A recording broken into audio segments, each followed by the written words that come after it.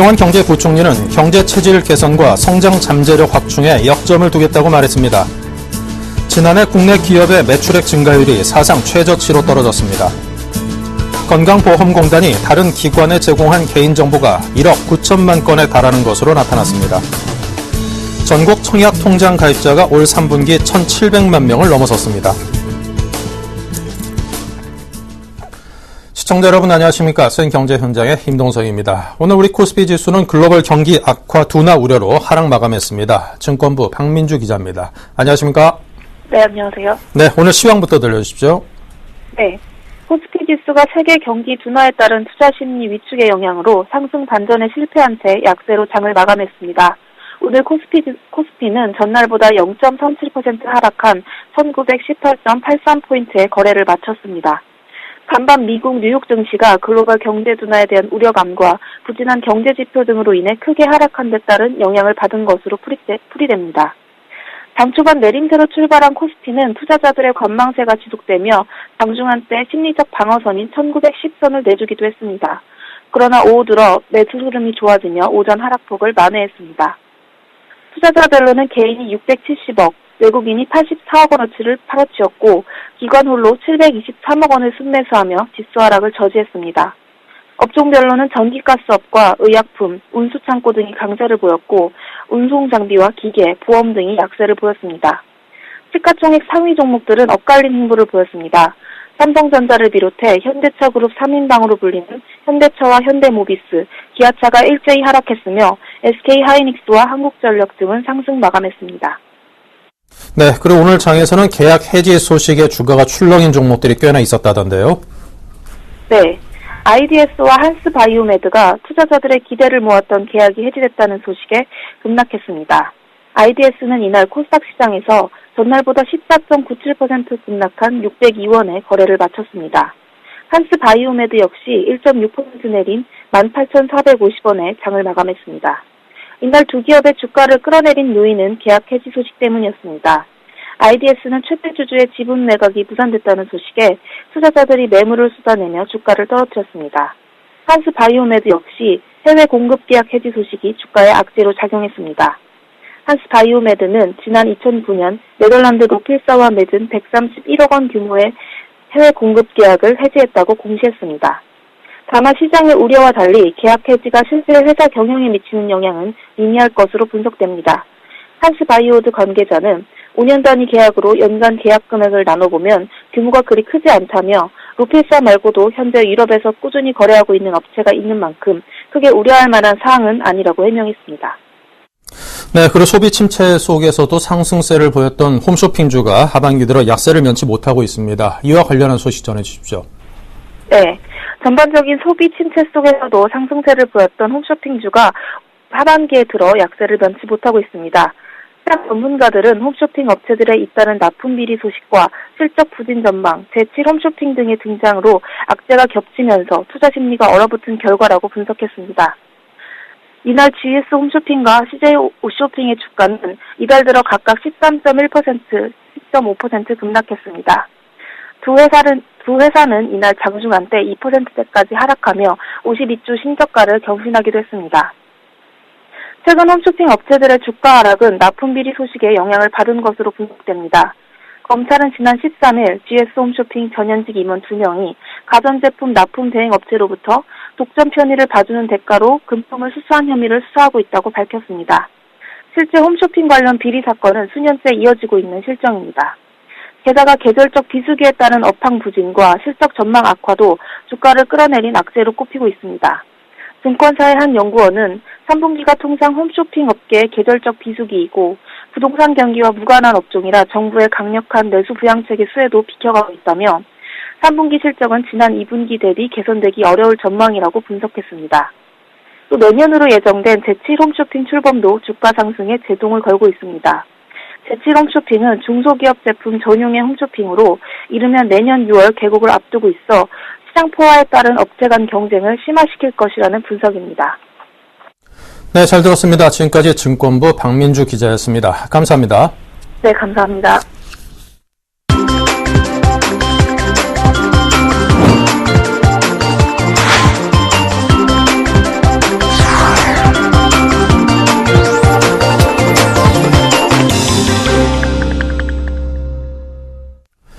네, 오늘의 주요 뉴스입니다. 최경환 경제부총리 겸 기획재정부 장관은 한국 경제가 저성장 저물가의 위험에 직면해 있다며 경제의 체질 개선과 성장 잠재력을 확충하는 데 역점을 두겠다고 말했습니다.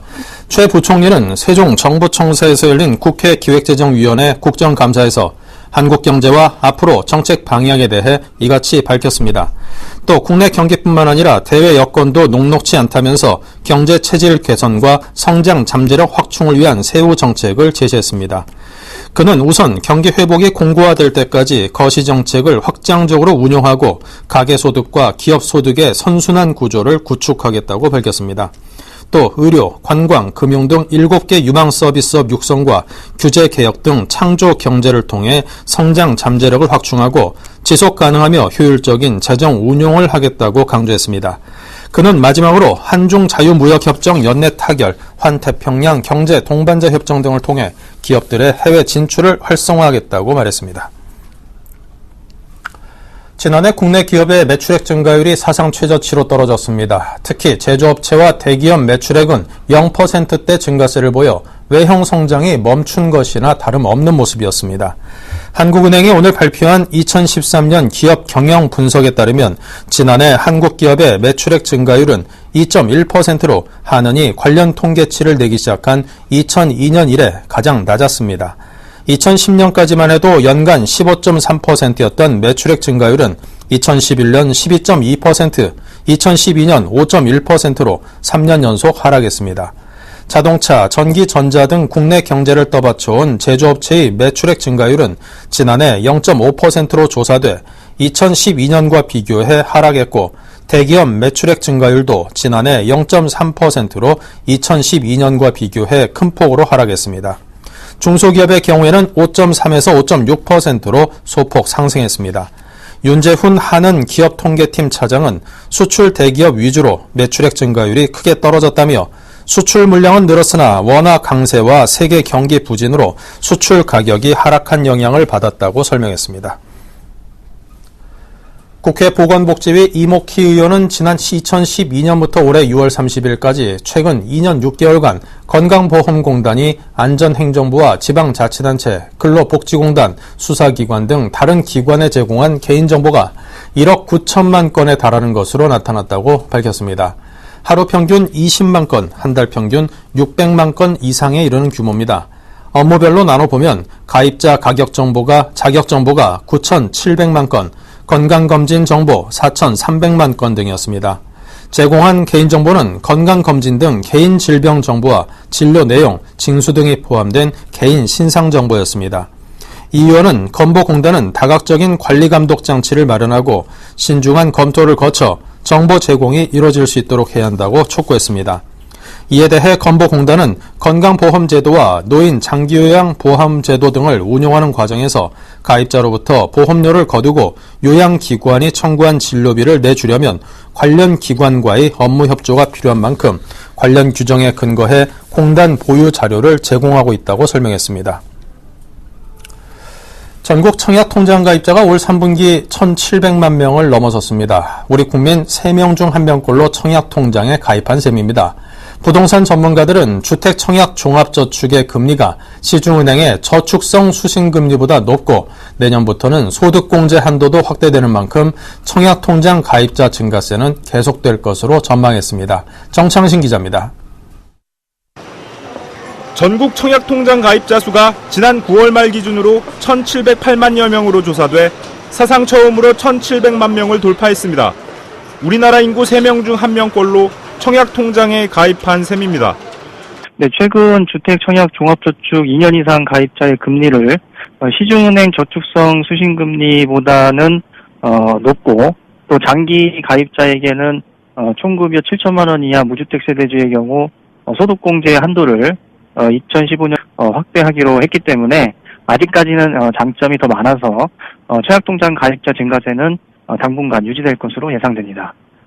최근 분양시장 호조세에 힘입어 올 3분기 청약통장 가입자 수는 모든 지역에서 증가했습니다. 특히 수도권은 지난 2분기 청약통장 신규 가입자 수가 14,000여 명에 그쳤지만 3분기에는 15만여 명으로 10배 이상 증가해 수도권 분양시장 열기를 고스란히 반영했습니다. 수도권 청약통장 가입자 수가 급증한 것은 강남 재건축, 위례, 동탄 2신도시, 하남 미사 등 수도권 유망 분양 물량의 인기가 지속되고 있기 때문으로 분석됩니다. 부동산 전문가들은 이와 함께 수도권 1순위 요건 완화, 입주자 선정 절차 단순화 등 정부의 청약제도 개편 계획도 청약통장 인기몰이의 주 요인으로 꼽고 있습니다. 한편 3분기 분양시장에서는 지난해 같은 기간보다 60%나 늘어난 약 7만 가구의 아파트가 전국에서 공급됐습니다. 분양시장이 화랑새를 띠자 건설사들이 보류했던 분양 물량을 쏟아냈기 때문입니다. 실제로 청약 경쟁률도 올랐습니다. 금융결제원에 따르면 3분기에 분양된 총 48개 민간 아파트의 평균 경쟁률은 2.43대 1을 기록했습니다. 이 중 레미안 잠원의 경우 99가구 모집에 2,500여 명이 지원해 평균 26대 1로 3분기에 가장 높은 청약 경쟁률을 기록했습니다. 이달 초 분양된 위례자이의 경우 평균 경쟁률 139대 1이라는 진기록을 세우기도 했습니다. 부동산 전문가들은 수도권 분양시장은 입지와 분양가, 브랜드 등 3박자가 모두 갖춘 곳 위주로 청약 마감에 성공하는 분위기라며 지방은 치솟던 청약 경쟁률이 다소 주춤해지고 있으나 연말까지 대체로 순항할 것으로 보인다고 전망했습니다. 서울경제TV 정창신입니다. 스마트폰에 들어있는 배터리처럼 충전해서 계속 쓸 수 있는 전지를 2차 전지라고 합니다. 전 세계 모바일용 소형 2차 전지 시장을 석권한 삼성 SDI와 LG화학, 이 밖에 후발주자인 SK이노베이션이 이번에는 전기차용 배터리 시장 선점을 두고 격전을 벌이고 있습니다. 정훈규 기자입니다. 영원한 라이벌 삼성과 LG가 전기차용 2차 전지 배터리 시장을 두고 불꽃 튀는 경쟁을 벌이고 있습니다. 먼저 앞서가고 있는 곳은 LG화학입니다. LG화학은 GM과 캐딜락, 볼보와 르노 등의 전기차 배터리를 공급해 이미 지난해 전 세계 시장에서 전기차 배터리 판매량 1위를 기록했습니다. 국내에 출시된 르노 삼성의 SM3 전기차와 기아차의 소울 EV 등의 배터리를 공급하고 있으며 내년 출시될 소나타와 K5의 플러그인 하이브리드 차에도 LG화학의 배터리가 탑재될 예정입니다. 지난 8월에는 아우디와도 플러그인 하이브리드 차량용 배터리 공급 계약을 맺었습니다. 마이크로 하이브리드랑 그리고 일반 풀 하이브리드랑 그리고 플러그인 하이브리드 그리고 순수 전기차인 EV의 공급을 지금 수주를 많이 하고 있습니다.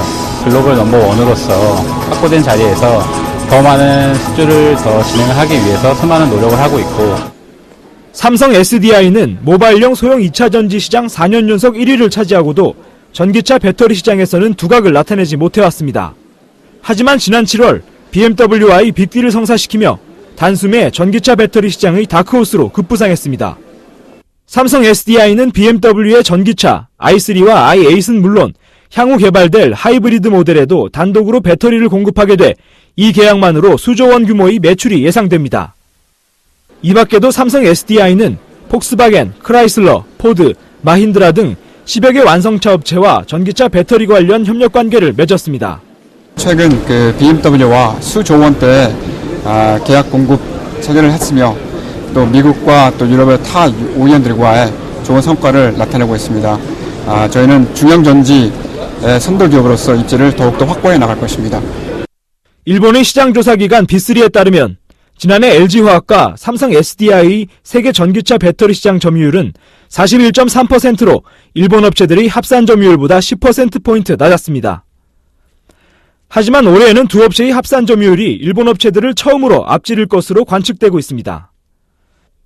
한편 후발주자인 SK이노베이션도 올 한 해 합작 전략을 통해 전기차 배터리 사업의 성장 기반을 다졌습니다.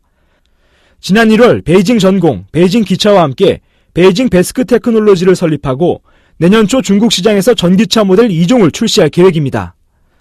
SK이노베이션은 합작법인을 통해 향후 중국 전기차 시장에서 점유율 1위를 차지하겠다는 목표를 세웠습니다. 국내 업체 간의 경쟁 구도가 국내 2차 전지 산업 경쟁력을 높이는 시너지 효과를 내고 있습니다. 서울경제TV 정훈규입니다. 네, 어제 한국은행이 사상 최저치인 2%로 기준금리를 인하했습니다. 하지만 금융사들은 별다른 움직임 없이 눈치를 보고 있다고 하는데요. 금융부 박윤선 기자를 연결하겠습니다. 안녕하세요. 안녕하세요. 네, 한은이 어제 2달 만에 또 금리를 인하했습니다. 자세히 설명해 주십시오. 예, 그렇습니다. 한국은행은 15일 금융통화위원회 본회의를 열어 지난 8월에 이어 기준금리를 0.2%포인트 내렸습니다. 이로써 기준금리는 2009년 2월부터 17개월간 2%로 운영된 종전 사상 최저치와 같은 수준이 됐습니다.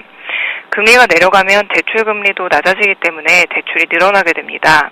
가계부채 문제가 더욱 심화되는 것은 물론 나중에 금리가 올라갈 경우 빚을 감당하지 못해 대출을 갚지 못하는 사례가 속출할 수 있습니다. 그럼에도 불구하고 하느니 다시 금리를 인하한 것은 결국 경기 부양을 위한 조치라는 평가입니다. 네. 자, 그런데 금융권에서의 반응이 평소와 조금 다르다고요? 그렇습니다. 금융사들은 그동안 한국은행이 기준금리를 인하하면 늦어도 3, 4일 안에는 수신금리를 일제히 낮추었습니다. 일종의 공식이라고 할 수 있는데요. 그런데 이번에는 사뭇 달랐습니다. 예금 대출금리 인하가 결국 불가피할 걸 알면서도 인하 시기와 폭을 특정하지 않고 다른 금융사들의 동향을 기웃거리며 눈치를 보고 있었습니다. 빠른 곳은 다음 주에야 금리를 낮출 예정입니다. 인하폭도 0.1% 수준으로 크지 않을 전망입니다. 네, 이처럼 금융계의 반응이 느린 원인은 무엇입니까? 네, 예금과 대출의 금리 반영 구조가 다르기 때문입니다. 예금은 기준금리의 영향을 받아 기준금리 확정 이후에 변동되지만 대출금리는 코픽스라는 은행연합회에서 발표하는 은행 자금 조달 비용 지수의 영향을 받습니다. 코픽스는 통상 기준금리를 미리 반영하기 때문에 대출금리는 예금금리보다 먼저 내려가게 됩니다. 은행 입장에서는 예금금리는 더 많이 줘야 되고 대출금리는 더 적게 받아야 하는 상황이 되는 겁니다. 대출은 고정금리 상품이라도 저렴한 금리의 상품으로 갈아탈 수 있기 때문에 은행의 수익률은 더욱 악화할 수밖에 없습니다. 한 시중은행의 여신 담당 임원은 은행 수수료 인하 등으로 예대 마진에 대한 의존이 여전히 심할 수밖에 없는 상황에서 또다시 기준금리가 인하된 것은 치명타라며 중도 상환 수수료를 물고서라도 낮은 대출금리로 옮겨 타는 일들도 늘어날 것으로 보여 수익성이 더욱 나빠질 것이라고 밝혔습니다. 네. 자, 그럼 저축은행 같은 제2금융권은 어떻습니까? 네, 2금융권은 약간 다른 이유로 1금융권의 눈치를 보고 있습니다. 한 저축은행 관계자는 저축은행은 은행보다 높은 금리로 고객들의 예금을 끌어모으는데 은행보다 먼저 금리를 내리면 이런 메리트가 줄어들기 때문에 은행이 먼저 금리를 인하해야 내릴 수 있다고 설명했습니다. 수익성 악화 외에 금융권 전반적으로 부실 대출 리스크도 우려가 됩니다. 한은은 지난 7일 기준금리를 0.25%포인트 내리면 가계부채가 1년간 0.24% 증가한다는 분석을 내놓기도 했습니다. 이와 관련해 시중은행의 리스크 담당자들은 향후 금리 인상으로 인한 가계나 기업의 부실을 우려하고 있는데요. 옥기서 하나은행 여신관리본부장은 대출이 는다고 해서 리스크 요인이 높아지지는 않지만 향후 이자가 갑자기 높아질 경우가 문제라면서 외부 요인으로 국내 은행의 이자가 높아질 경우 가계나 기업의 부실이 증가할 수 있다고 밝혔습니다. 네, 기준금리가 내려간 이상 예대 금리를 계속 유지하기는 어려운 것 아닐까요? 그렇습니다. 이주열 한국은행 총재도 기준금리 인하 발표 직후 여수신금리가 낮아져 시차를 두고 소비와 투자에 연결될 것이라고 밝힌 것을 감안하면 시중은행들이 금리 인하는 조만간 이뤄질 전망입니다. 시중은행들이 대출금리를 낮추기 위한 금융당국의 압박도 조만간 본격화할 가능성이 큽니다. 네, 잘 들었습니다. 금융부 박윤선 기자였습니다. 감사합니다. 감사합니다.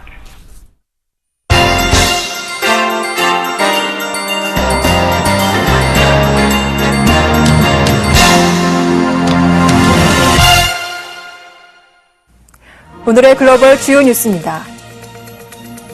미 연방준비제도는 미국 경제가 점진적이고 완만한 속도로 성장하고 있다고 진단했습니다.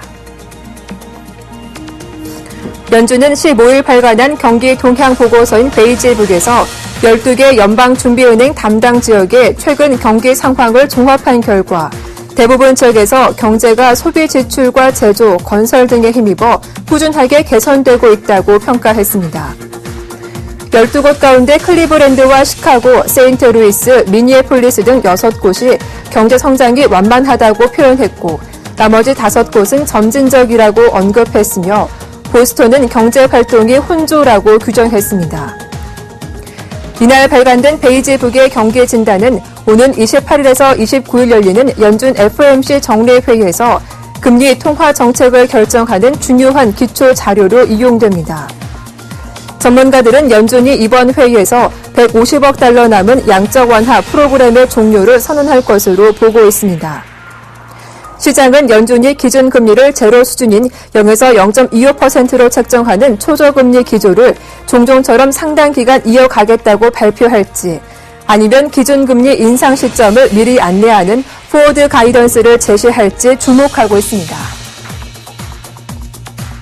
미국 간호사 2명이 잇따라 에볼라 양성 판정을 받으며 미국 본토에 에볼라가 확산될 수 있다는 공포가 심화되고 있습니다. 오바마 대통령은 예정된 일정을 취소하고 핵심 참모와 긴급 대책회의를 열어 한층 공격적인 대응을 천명하는 등 에볼라 확산 방지에 총력을 기울이고 있습니다.